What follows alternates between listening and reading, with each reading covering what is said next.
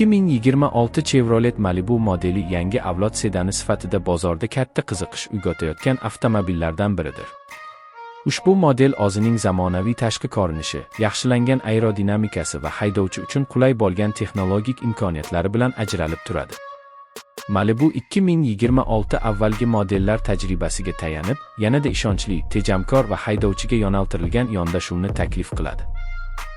Old qismdagi keng panjara, LED faralar va silliq chiziqlar avtomobilga sportona ruhi beradi va yo'lda jozibador tarzda namoyon bo'ladi. Salon qismi keng, ergonomik va yuqori sifatli materiallardan tayyorlangan. Asosiy boshqaruv tizimlari haydovchiga yaqin joylashtirilgan bo'lib, multimedia paneli yuqori aniqlikdagi sensorli displey bilan ta'minlangan. Smartfon bilan integratsiya qilish imkoniyati, ovozli boshqaruv, simsiz quvvatlash kabi funksiyalar kundalik haydovchilar uchun katta qulaylik yaratadi. Keng orqa o'rindiqlar va yukxona hajmi esa uzoq safarlar uchun ayniqsa foydalidir. Texnik ko'rsatkichlar ham e'tiborga loyiq.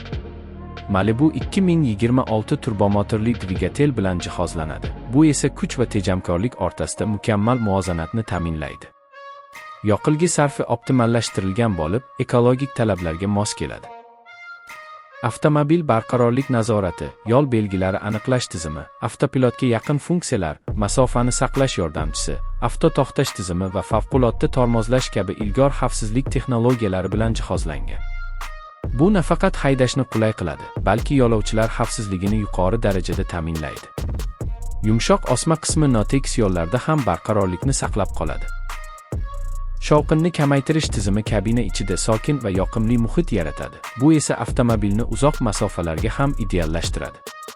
Malibu 2026 yo'lni sezgir boshqaruv, yumshoq rul va barqaror tormoz tizimi bilan turli sharoitlarda ishonchli boshqaruvni ta'minlaydi. Ushbu model o'z segmentida raqobatchilardan ajralib turadigan bir qator ustunliklarga ega.